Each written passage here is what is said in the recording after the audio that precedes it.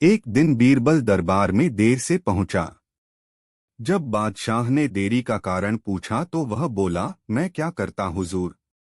मेरे बच्चे आज जोर जोर से रोकर कहने लगे कि दरबार में न जाऊं।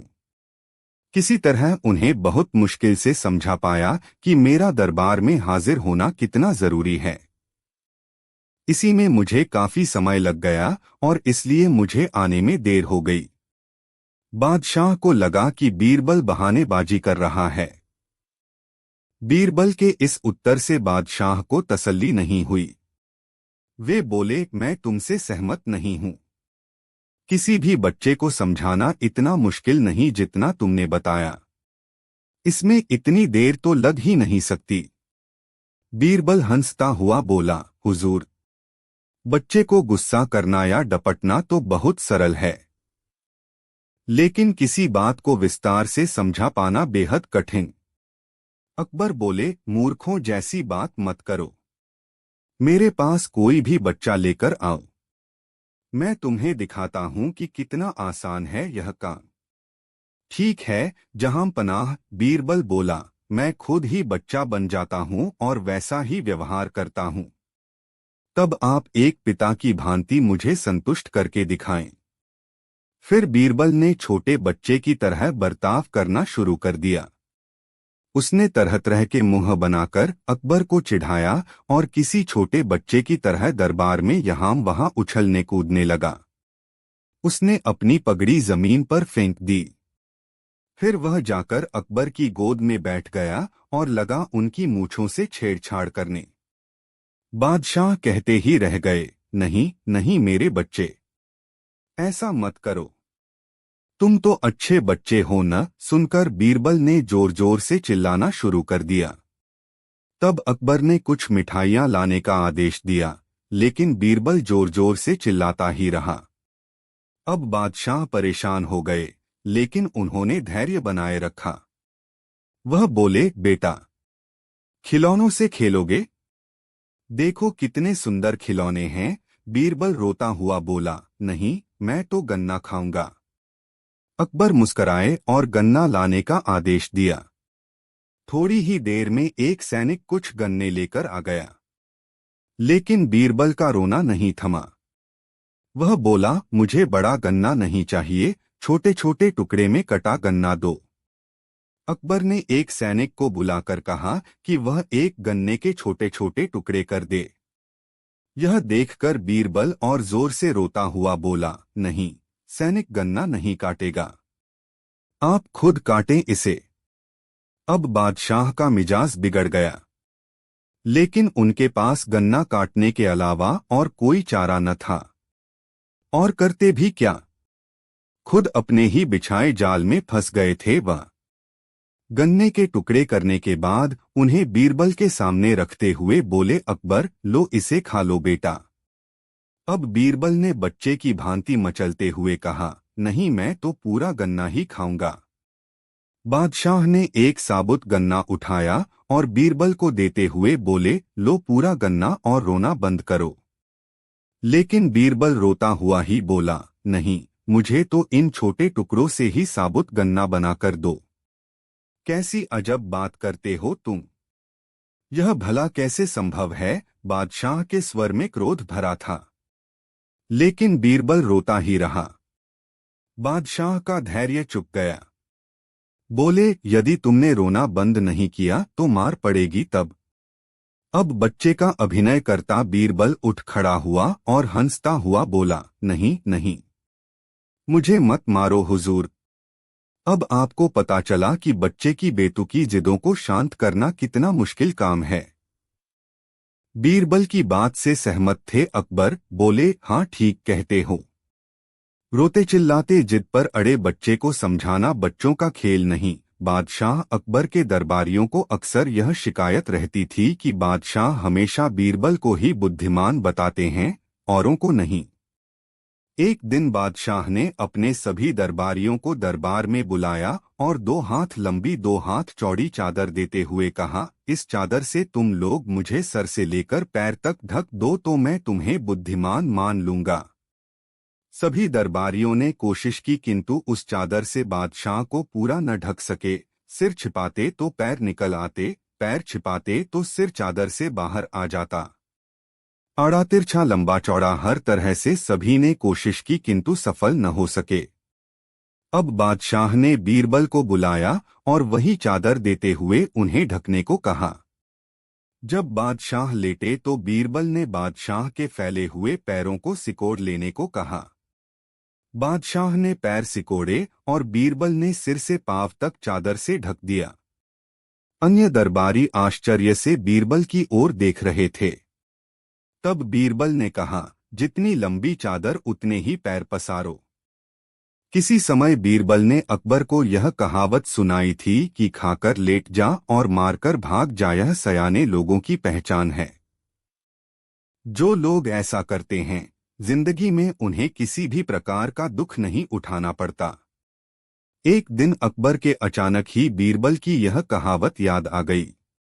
दोपहर का समय था। उन्होंने सोचा, बीरबल अवश्य ही खाना खाने के बाद लेटता होगा। आज हम उसकी इस बात को गलत सिद्ध कर देंगे। उन्होंने एक नौकर को अपने पास बुलाकर पूरी बात समझाई और बीरबल के पास भेज दिया। नौकर ने अकबर का आदेश बीरबल को सुना दिया। बीरबल बुद्धिमान तो थे ही, उन्होंने समझ लिया कि बादशाह ने उसे क्यों तुरंत आने के लिए कहा है। इसलिए बीरबल ने भोजन करके नौकर से कहा, ठहरो, मैं कपड़े बदलकर तुम्हारे साथ ही चल रहा हूं। उस दिन बीरबल ने पहनने के लिए चुस्त पाजामा चुना। पाजामे को पहनने के लिए वह कुछ देर के लिए बिस्तर पर लेट गए। पाजामा पहनने के बहाने वे काफी देर बिस्तर पर लेटे रहे। फिर नौकर के साथ चल दिए। जब बीरबल दरबार में पहुंचे तो अकबर ने कहा, कहो बीरबल, खाना खाने के बाद आज भी लेटे या नहीं?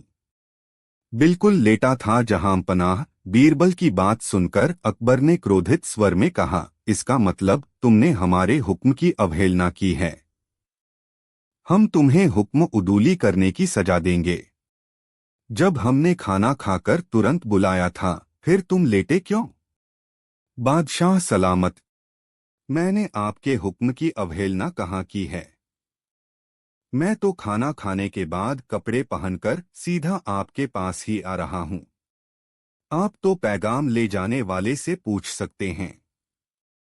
अब ये अलग बात है कि ये चुस्त पाजामा पहनने के लिए ही मुझे लेटना पड़ा था, बीरबल ने सहज भाव से उत्तर दिया। अकबर बादशाह बीरबल की चतुरता को समझ गए और मुस्करा पड़े। एक दिन अकबर व बीरबल बाग में सैर कर रहे थे।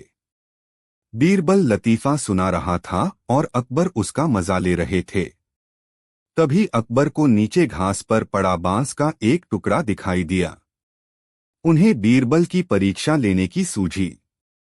बीरबल को बांस का टुकड़ा दिखाते हुए वह बोले, क्या तुम इस बांस के टुकड़े को बिना काटे छोटा कर सकते हो? बीरबल लतीफा सुनाता सुनाता रुक गया और अकबर की आंखों में झांका। अकबर कुटिलता से मुस्कराए। बीरबल समझ गया कि बादशाह सलामत उससे मजाक करने के मूड में हैं। अब जैसा बेसिर पैर का सवाल था तो जवाब भी कुछ वैसा ही होना चाहिए था। बीरबल ने इधर उधर देखा। एक माली हाथ में लंबा बांस लेकर जा रहा था। उसके पास जाकर बीरबल ने वह बांस अपने दाएं हाथ में ले लिया और बादशाह का दिया छोटा बांस का टुकड़ा बाएं हाथ में। बीरबल बोला, हुजूर, अब देखें इस टुकड़े को, हो गया न बिना काटे ही छोटा। बड़े बांस के सामने वह टुकड़ा छोटा तो दिखना ही था। निरुत्तर बादशाह अकबर मुस्करा उठे बीरबल की चतुराई देखकर। एक किसान बहुत परेशान था। उसे अपने खेतों को सींचने के लिए पानी की जरूरत थी। इसलिए वह कई दिनों से अपनी जमीन के आसपास किसी कुएं की तलाश कर रहा था। इसी तलाश में वह घूम ही रहा था कि अचानक उसे एक कुआं दिखा। यह कुआं उसके खेतों से बहुत नजदीक था। इसलिए किसान बहुत खुश हुआ। उसने सोचा कि अब उसकी परेशानी खत्म हो गई। यह सोचकर वह खुशी खुशी घर चला गया। अगले दिन वह पानी लेने कुएं पर पहुंचा। जैसे ही उसने कुएं के नजदीक रखी बाल्टी कुएं में डाली, वहां एक आदमी आ धमका। वह किसान से बोला, यह कुआं मेरा है, तुम इससे पानी नहीं ले सकते। अगर तुम इस कुएं से पानी लेना चाहते हो तो तुम्हें इस कुएं को खरीदना होगा। यह बात सुनकर किसान कुछ देर रुका और फिर मन ही मन सोचने लगा कि अगर मैं इस कुएं को खरीद लूं तो मुझे कभी पानी की कमी नहीं होगी और न ही मुझे पानी के लिए इधर उधर भटकना पड़ेगा। फिर क्या था, दोनों के बीच एक रकम तय हुई। किसान के पास उतने पैसे तो थे नहीं, लेकिन वह यह मौका छोड़ना नहीं चाहता था। इसलिए किसान ने उस आदमी को अगले दिन वह रकम देने का वादा किया और घर की ओर चल दिया। किसान के लिए कुआं खरीदने का यह अच्छा मौका था, इसलिए वह इस काम में जरा भी देर नहीं करना चाहता था। घर पहुंचते ही उसने अपने करीबियों और दोस्तों से इस बारे में बात की और कुएं के लिए तय हुई रकम का इंतजाम करने में जुट गया। थोड़ी भागदौड़ और कोशिश के बाद आखिरकार उसने वह रकम जमा कर ली। अब वह पूरी तरह से निश्चिंत हो चुका था कि उसे कुआं खरीदने से कोई नहीं रोक सकता। जमा हुए पैसों को लेकर वह फिर घर चल दिया। उसे बड़ी बेसब्री से इंतजार था कि कब रात खत्म होगी और वह कुआं खरीदने जाएगा। इसी सोच में वह पूरी रात सो नहीं सका। अगले दिन सुबह होते ही वह कुआं खरीदने निकल पड़ा। उस आदमी के घर पहुंच किसान ने उसके हाथ पर पैसे रखे और कुएं को खरीद लिया। अब तो कुआं किसान का हो गया था, तो फिर उसने पानी निकालने में देर नहीं की। जैसे ही किसान ने कुएं से पानी निकालने के लिए बाल्टी उठाई, उस आदमी ने फिर बोला, ठहरो, तुम इस कुएं से पानी नहीं निकाल सकते हो। मैंने तुम्हें कुआं बेचा है, कुएं का पानी अभी भी मेरा है। किसान मायूस हो गया और न्याय के लिए राजा के दरबार में शिकायत करने पहुंच गया। मालूम है उस राजा का नाम क्या था? राजा अकबर। राजा अकबर ने उस किसान की पूरी कहानी सुनी और फिर उस आदमी को दरबार में बुलाया जिसने वह कुआं बेचा था। राजा का फरमान सुनते ही वह आदमी भागा भागा दरबार में हाजिर हो गया। राजा ने उससे पूछा, जब तुमने इस किसान को अपना कुआं बेच दिया तो फिर इसे पानी क्यों नहीं लेने दे रहे हो? आदमी बोला, महाराज, मैंने इसे केवल कुआं बेचा था, पानी नहीं। यह बात सुनकर राजा भी सोच में पड़ गए। उन्होंने कहा कि बात तो यह पते की कह रहा है, कुआं बेचा है, पानी तो नहीं। काफी देर सोचने के बाद जब इस समस्या को सुलझाने में वह नाकाम हो गए तो उन्होंने बीरबल को बुलाया। बीरबल बहुत ही बुद्धिमान था, इसलिए राजा अकबर किसी भी मामले पर फैसला लेने से पहले उसकी राय जरूर लेते थे। बीरबल ने एक बार फिर दोनों से उनकी समस्या पूछी। पूरी बात जानने के बाद बीरबल ने उस आदमी से कहा, ठीक है, तुमने कुआं बेचा, पानी नहीं। फिर तुम्हारा पानी किसान के कुएं में क्या कर रहा है? कुआं तुम्हारा नहीं है, फौरन अपने पानी को कुएं से बाहर निकालो। बीरबल का इतना कहते ही उस आदमी को समझ आ गया कि अब उसकी चालाकी किसी काम नहीं आने वाली। उसने राजा से फौरन माफी मांगी और माना कि कुएं के साथ उसके पानी पर भी किसान का पूरा अधिकार है। यह देखकर राजा अकबर ने बीरबल की बुद्धिमानी की तारीफ की और कुआं बेचने वाले आदमी पर धोखेबाजी के लिए जुर्माना लगाया। सीख, अपने आप को दूसरे से अधिक चालाक नहीं समझना चाहिए। साथ ही धोखा देने की आदत से भी दूर रहना चाहिए, क्योंकि कोई ऐसा भी हो सकता है जो आपसे भी अधिक बुद्धि का इस्तेमाल करना जानता हो। ऐसे में आपका धोखा पकड़ा जाएगा और आपको अपने किए का भुगतान करना होगा, जैसे इस कहानी के अंत में कुआं बेचने वाले आदमी को करना पड़ा। एक बार वजीर अबुल फजल ने अकबर बादशाह के सामने बीरबल से कहा, बीरबल, तुम्हें अकबर बादशाह ने सुअर और कुत्तों का अफसर नियुक्त किया है। इस पर बीरबल ने कहा, बहुत खूब, तब तो आपको भी मेरी आज्ञा में रहना पड़ेगा। यह सुनते ही अकबर बादशाह हंस पड़े और वजीर अबुल फजल ने लज्जित होकर अपना सिर झुका लिया। जब कभी दरबार में अकबर और बीरबल अकेले होते थे तो किसी न किसी बात पर बहस छिड़ जाती थी। एक दिन बादशाह अकबर बैंगन की सब्जी की खूब तारीफ कर रहे थे। बीरबल भी बादशाह की हाँ में हाँ मिला रहे थे। इतना ही नहीं, वह अपनी तरफ से भी दो चार वाक्य बैंगन की तारीफ में कह देते थे। अचानक बादशाह अकबर के दिल में आया कि देखें बीरबल अपनी बात को कहाँ तक निभाते हैं। यह सोचकर बादशाह बीरबल के सामने बैंगन की बुराई करने लगे। बीरबल भी उनकी हाँ में हाँ मिलाने लगे कि बैंगन खाने से शारीरिक बीमारियां हो जाती हैं इत्यादि। बीरबल की बात सुनकर बादशाह अकबर हैरान हो गए और बोले, बीरबल, तुम्हारी इस बात का यकीन नहीं किया जा सकता। कभी तुम बैंगन की तारीफ करते हो और कभी बुराई करते हो। जब हमने इसकी तारीफ की तो तुमने भी इसकी तारीफ की, और जब हमने इसकी बुराई की तो तुमने भी इसकी बुराई की। आखिर ऐसा क्यों? बीरबल ने नरम लहजे में कहा, बादशाह सलामत, मैं तो आपका नौकर हूं, बैंगन का नौकर नहीं। जब कभी दरबार में अकबर और बीरबल अकेले होते थे तो किसी न किसी बात पर बहस छिड़ जाती थी। एक दिन बादशाह अकबर बैंगन की सब्जी की खूब तारीफ कर रहे थे। बीरबल भी बादशाह की हाँ में हाँ मिला रहे थे। इतना ही नहीं, वह अपनी तरफ से भी दो चार वाक्य बैंगन की तारीफ में कह देते थे। अचानक बादशाह अकबर के दिल में आया कि देखें बीरबल अपनी बात को कहाँ तक निभाते हैं। यह सोचकर बादशाह बीरबल के सामने बैंगन की बुराई करने लगे। बीरबल भी उनकी हाँ में हाँ मिलाने लगे कि बैंगन खाने से शारीरिक बीमारियां हो जाती हैं इत्यादि। बीरबल की बात सुनकर बादशाह अकबर हैरान हो गए और बोले, बीरबल, तुम्हारी इस बात का यकीन नहीं किया जा सकता। कभी तुम बैंगन की तारीफ करते हो और कभी बुराई करते हो। जब हमने इसकी तारीफ की तो तुमने भी इसकी तारीफ की, और जब हमने इसकी बुराई की तो तुमने भी इसकी बुराई की। आखिर ऐसा क्यों?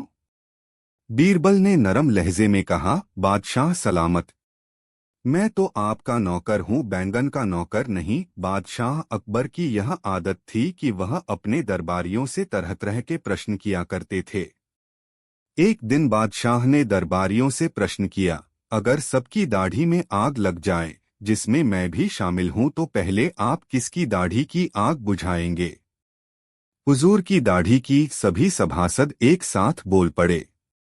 मगर बीरबल ने कहा, हुजूर, सबसे पहले मैं अपनी दाढ़ी की आग बुझाऊंगा, फिर किसी और की दाढ़ी की ओर देखूंगा। बीरबल के उत्तर से बादशाह बहुत खुश हुए और बोले, मुझे खुश करने के उद्देश्य से आप सब लोग झूठ बोल रहे थे। सच बात तो यह है कि हर आदमी पहले अपने बारे में सोचता है। बादशाह अकबर प्राय भेष बदलकर सैर के लिए निकला करते थे। एक दिन वह बीरबल के साथ भेष बदलकर शहर से बाहर एक गांव में पहुंचे। वहां बादशाह ने देखा कि एक कुत्ता रोटी के टुकड़े को, जो कई दिनों की हो जाने की वजह से सूख कर काली पड़ गई थी, चबा चबा कर खा रहा था। अचानक बादशाह को दिल लगी करने की सूझी। वह बोले, बीरबल, देखा, वह कुत्ता काली को खा रहा है। काली बीरबल की मां का नाम था। वह समझ गए कि आलमपनाह दिल लगी कर रहे हैं, किंतु इस भावना को दबाकर वे तुरंत बोले, आलमपनाह उनके लिए वही जिंदगी और नेमत हैं। नेमत बादशाह की मां का नाम था। बीरबल के जवाब को सुनकर बादशाह को चुप हो जाना पड़ा। एक बार अकबर ने भरे दरबार में अपने दरबारियों से पूछा, बताओ किस नदी का पानी सबसे अच्छा है? सभी दरबारियों ने एकमत से उत्तर दिया, गंगा का पानी सबसे अच्छा होता है। लेकिन बादशाह के प्रश्न का उत्तर बीरबल ने नहीं दिया। उसे मौन देखकर बादशाह बोले, बीरबल, तुम चुप क्यों हो? बीरबल बोले, बादशाह हुजूर, पानी सबसे अच्छा यमुना नदी का होता है। बीरबल का यह उत्तर सुनकर बादशाह को बड़ी हैरानी हुई और बोले, तुमने ऐसा किस आधार पर कहा है, जबकि तुम्हारे धर्म ग्रंथों में गंगा नदी के पानी को सबसे शुद्ध व पवित्र बताया गया है, और तुम कह रहे हो कि यमुना नदी का पानी सबसे अच्छा होता है। बीरबल ने कहा, हुजूर, मैं भला पानी की तुलना अमृत के साथ कैसे कर सकता हूँ। गंगा में बहने वाला पानी केवल पानी नहीं बल्कि अमृत है, इसीलिए मैंने कहा था कि पानी यमुना का सबसे अच्छा है। बादशाह और सभी दरबारी निरुत्तर हो गए और उन्हें मानना पड़ा कि बीरबल सही कह रहे हैं।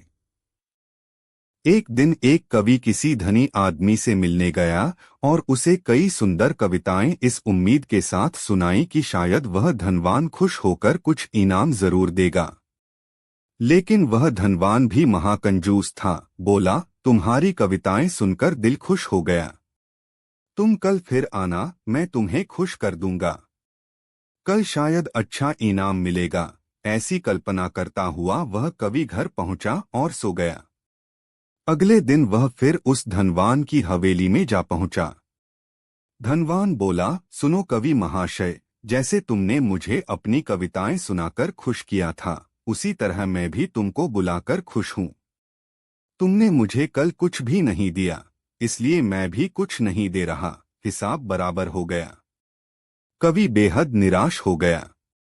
उसने अपनी आप बीती एक मित्र को कह सुनाई और उस मित्र ने बीरबल को बता दिया। सुनकर बीरबल बोला, अब जैसा मैं कहता हूं वैसा करो।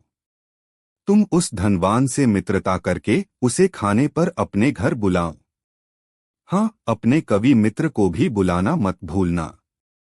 मैं तो खैर वहां मौजूद रहूंगा ही। कुछ दिनों बाद बीरबल की योजनानुसार कवि के मित्र के घर दोपहर को भोज का कार्यक्रम तय हो गया। नियत समय पर वह धनवान भी आ पहुंचा। उस समय बीरबल, कवि और कुछ अन्य मित्र बातचीत में मशगूल थे। समय गुजरता जा रहा था, लेकिन खाने पीने का कहीं कोई नामोनिशान न था। वे लोग पहले की तरह बातचीत में व्यस्त थे। धनवान की बेचैनी बढ़ती जा रही थी। जब उससे रहा न गया तो बोल ही पड़ा, भोजन का समय तो कब का हो चुका। क्या हम यहाँ खाने पर नहीं आए हैं? खाना? कैसा खाना? बीरबल ने पूछा। धनवान को अब गुस्सा आ गया। क्या मतलब है तुम्हारा? क्या तुमने मुझे यहाँ खाने पर नहीं बुलाया है? खाने का कोई निमंत्रण नहीं था। यह तो आपको खुश करने के लिए खाने पर आने को कहा गया था, जवाब बीरबल ने दिया। धनवान का पारा 7वें आसमान पर चढ़ गया। क्रोधित स्वर में बोला, यह सब क्या है? इस तरह किसी इज्जतदार आदमी को बेइज्जत करना ठीक है क्या? तुमने मुझसे धोखा किया है। अब बीरबल हंसता हुआ बोला, यदि मैं कहूं कि इसमें कुछ भी गलत नहीं तो तुमने इस कवि से यही कहकर धोखा किया था ना कि कल आना, सो मैंने भी कुछ ऐसा ही किया। तुम जैसे लोगों के साथ ऐसा ही व्यवहार होना चाहिए। धनवान को अब अपनी गलती का आभास हुआ और उसने कवि को अच्छा इनाम देकर वहां से विदा ली। वहां मौजूद सभी बीरबल को प्रशंसा भरी नजरों से देखने लगे। एक बार अकबर बीरबल हमेशा की तरह टहलने जा रहे थे। रास्ते में एक तुलसी का पौधा दिखा तो मंत्री बीरबल ने झुककर प्रणाम किया। अकबर ने पूछा, कौन है ये? बीरबल, ये मेरी माता हैं। अकबर ने तुलसी के झाड़ को उखाड़कर फेंक दिया और बोला, कितनी माता हैं तुम लोगों की? बीरबल को उसका जवाब देने की एक तरकीब सूझी। आगे एक बिच्छू पत्ती खुजली वाला झाड़ मिला। बीरबल ने उसे दंडवत प्रणाम कर कहा, जय हो बाप मेरे। अकबर को गुस्सा आया और दोनों हाथों से झाड़ को उखाड़ने लगा। इतने में अकबर को भयंकर खुजली होने लगी तो अकबर बोला, बीरबल ये क्या हो गया? बीरबल ने कहा, आपने मेरी मां को मारा इसलिए ये गुस्सा हो गए। अकबर जहां भी हाथ लगाता खुजली होने लगती तथा बोला कि बीरबल जल्दी ही कोई उपाय बताओ। बीरबल बोला, उपाय तो है, लेकिन वो भी हमारी मां है तथा उससे ही विनती करनी पड़ेगी। अकबर बोला, जल्दी करो। आगे गाय खड़ी थी। बीरबल ने कहा, गाय से विनती करो कि हे माता, दवाई दो। गाय ने गोबर कर दिया और अकबर के शरीर पर उसका लेप करने से फौरन खुजली से राहत मिल गई। अकबर बोला, बीरबल, अब क्या हम राजमहल में ऐसे ही जाएंगे? बीरबल ने कहा, नहीं बादशाह, हमारी एक और माँ है। सामने ही गंगा बह रही थी। आप बोलिए, हर हर गंगे, जय गंगा मैया की, और कूद जाइए। नहाकर अपने आप को तरोताजा महसूस करते हुए अकबर ने बीरबल से कहा कि ये तुलसी माता, गौ माता, गंगा माता तो जगत माता हैं। इनको मानने वालों को ही हिंदू कहते हैं। अकबर बीरबल की हाजिर जवाबी के बड़े कायल थे। एक दिन दरबार में खुश होकर उन्होंने बीरबल को कुछ पुरस्कार देने की घोषणा की। लेकिन बहुत दिन गुजरने के बाद भी बीरबल को पुरस्कार की प्राप्त नहीं हुई। बीरबल बड़ी ही उलझन में थे कि महाराज को याद दिलाएं तो कैसे। एक दिन महाराजा अकबर यमुना नदी के किनारे शाम की सैर पर निकले। बीरबल उनके साथ था। अकबर ने वहां एक ऊंट को घूमते देखा। अकबर ने बीरबल से पूछा, बीरबल बताओ, ऊंट की गर्दन मुड़ी क्यों होती है? बीरबल ने सोचा, महाराज को उनका वादा याद दिलाने का यह सही समय है। उन्होंने जवाब दिया, महाराज, यह ऊंट किसी से वादा करके भूल गया है, जिसके कारण ऊंट की गर्दन मुड़ गई है।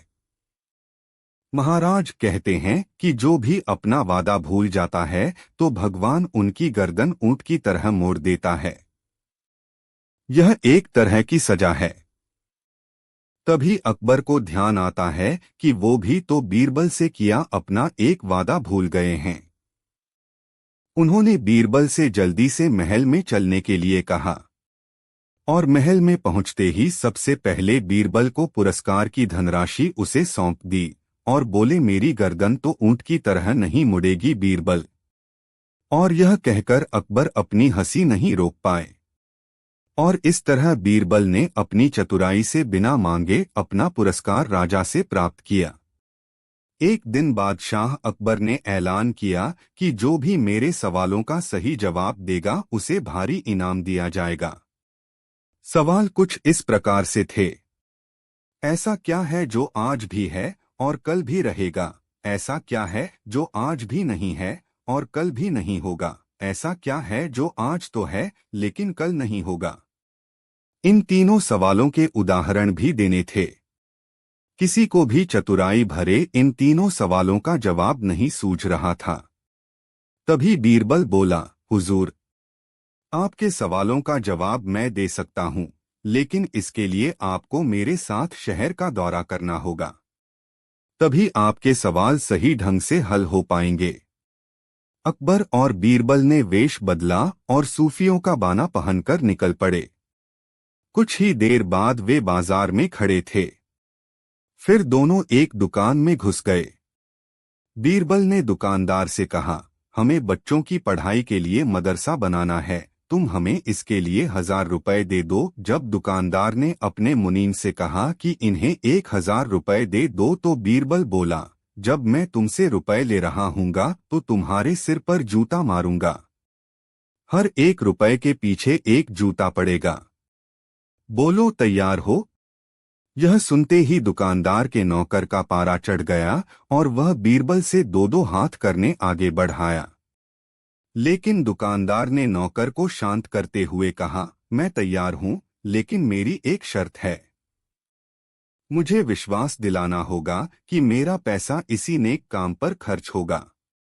ऐसा कहते हुए दुकानदार ने सिर झुका दिया और बीरबल से बोला कि जूता मारना शुरू करें। तब बीरबल व अकबर बिना कुछ कहे सुने दुकान से बाहर निकल आए।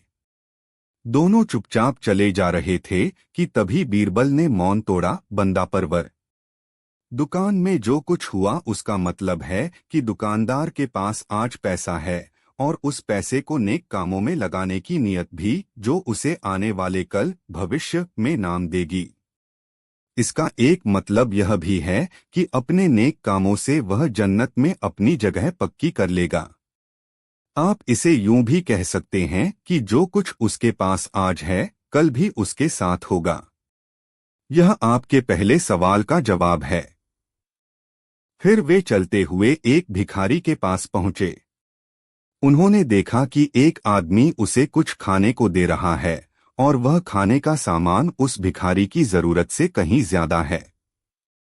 तब बीरबल उस भिखारी से बोला, हम भूखे हैं, कुछ हमें भी दे दो खाने को। यह सुनकर भिखारी बरस पड़ा, भागो यहां से, जाने कहां से आ जाते हैं मांगने। तब बीरबल बादशाह से बोला, यह रहा हुजूर आपके दूसरे सवाल का जवाब। यह भिखारी ईश्वर को खुश करना नहीं जानता। इसका मतलब यह है कि जो कुछ इसके पास आज है वो कल नहीं होगा। दोनों फिर आगे बढ़ गए। उन्होंने देखा कि एक तपस्वी पेड़ के नीचे तपस्या कर रहा है। बीरबल ने पास जाकर उसके सामने कुछ पैसे रखे। तब वह तपस्वी बोला, इसे हटाओ यहां से, मेरे लिए यह बेईमानी से पाया गया पैसा है, ऐसा पैसा मुझे नहीं चाहिए। अब बीरबल बोला, हुजूर, इसका मतलब यह हुआ कि अभी तो नहीं है लेकिन बाद में हो सकता है। आज यह तपस्वी सभी सुखों को नकार रहा है, लेकिन कल यही सब सुख इसके पास होंगे। और हुजूर, चौथी मिसाल आप खुद हैं। पिछले जन्म में आपने शुभ कर्म किए थे जो यह जीवन आप शानो शौकत के साथ बिता रहे हैं, किसी चीज की कोई कमी नहीं। यदि आपने इसी तरह ईमानदारी और न्यायप्रियता से राज करना जारी रखा तो कोई कारण नहीं कि यह सब कुछ कल भी आपके पास न हो। लेकिन यह न भूलें कि यदि आप राह भटक गए तो कुछ साथ नहीं रहेगा। अपने सवालों के बुद्धिमत्तापूर्ण चतुराई भरे जवाब सुनकर बादशाह अकबर बेहद खुश हुए। एक बार अकबर और बीरबल बागीचे में बैठे थे। अचानक अकबर ने बीरबल से पूछा कि क्या तुम किसी ऐसे इंसान को खोज सकते हो जिसमें अलग अलग बोली बोलने की खूबी हो। बीरबल ने कहा, क्यों नहीं, मैं एक आदमी जानता हूं जो तोते की बोली बोलता है, शेर की बोली बोलता है और गधे की बोली भी बोलता है। अकबर इस बात को सुनकर हैरत में पड़ गए। उन्होंने बीरबल को कहा कि अगले दिन उस आदमी को पेश किया जाए। बीरबल उस आदमी को अगले दिन सुबह दरबार में ले गए और उसे एक छोटी बोतल शराब पिला दी। अब हल्के नशे की हालत में शराबी अकबर बादशाह के आगे खड़ा था। वह जानता था कि दारू पीकर आया जानकर बादशाह सजा देगा, इसलिए वह गिड़गिड़ाने लगा और बादशाह की खुशामद करने लगा। तब बीरबल बोले कि हुजूर, यह जो सजा के डर से बोल रहा है वह तोते की भाषा है। उसके बाद बीरबल ने वहीं उस आदमी को एक और शराब की बोतल पिला दी। अब वह आदमी पूरी तरह नशे में था। वह अकबर बादशाह के सामने सीना तान कर खड़ा हो गया। उसने कहा कि आप नगर के बादशाह हैं तो क्या हुआ, मैं भी अपने घर का बादशाह हूं, मैं यहां किसी से नहीं डरता हूं। बीरबल बोले कि हुजूर, अब शराब के नशे में निडर होकर यह जो बोल रहा है यह शेर की भाषा है। अब फिर से बीरबल ने उस आदमी का मुंह पकड़कर एक और बोतल उसके गले से उतार दी। इस बार वह आदमी लड़खड़ाते गिरते पड़ते हुए जमीन पर लेट गया और हाथ पांव हवा में भांजते हुए मुंह से उलझुलूल आवाजें निकालने लगा। अब बीरबल बोले कि हुजूर, अब यह जो बोल रहा है वह गधे की भाषा है। अकबर एक बार फिर बीरबल की हाजिर जवाबी से प्रसन्न हुए और यह मनोरंजक उदाहरण पेश करने के लिए उन्होंने बीरबल को इनाम दिया।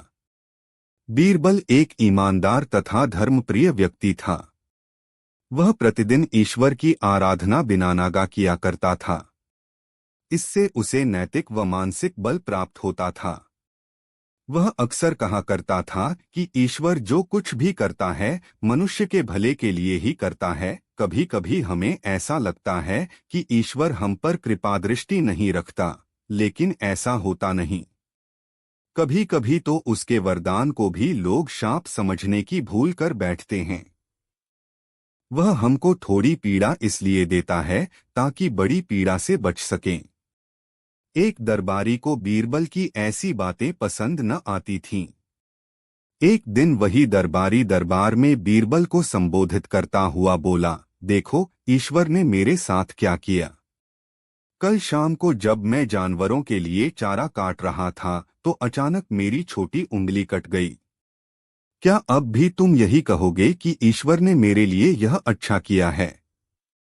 कुछ देर चुप रहने के बाद बोला बीरबल, मेरा अब भी यही विश्वास है क्योंकि ईश्वर जो कुछ भी करता है मनुष्य के भले के लिए ही करता है। सुनकर वह दरबारी नाराज हो गया कि मेरी तो उंगली कट गई और बीरबल को इसमें भी अच्छाई नजर आ रही है। मेरी पीड़ा तो जैसे कुछ भी नहीं। कुछ अन्य दरबारियों ने भी उसके सुर में सुर मिलाया। तभी बीच में हस्तक्षेप करते हुए बादशाह अकबर बोले, बीरबल हम भी अल्लाह पर भरोसा रखते हैं, लेकिन यहाँ तुम्हारी बात से सहमत नहीं। इस दरबारी के मामले में ऐसी कोई बात नहीं दिखाई देती जिसके लिए उसकी तारीफ की जाए। बीरबल मुस्कुराता हुआ बोला, ठीक है जहां पनाह, समय ही बताएगा अब।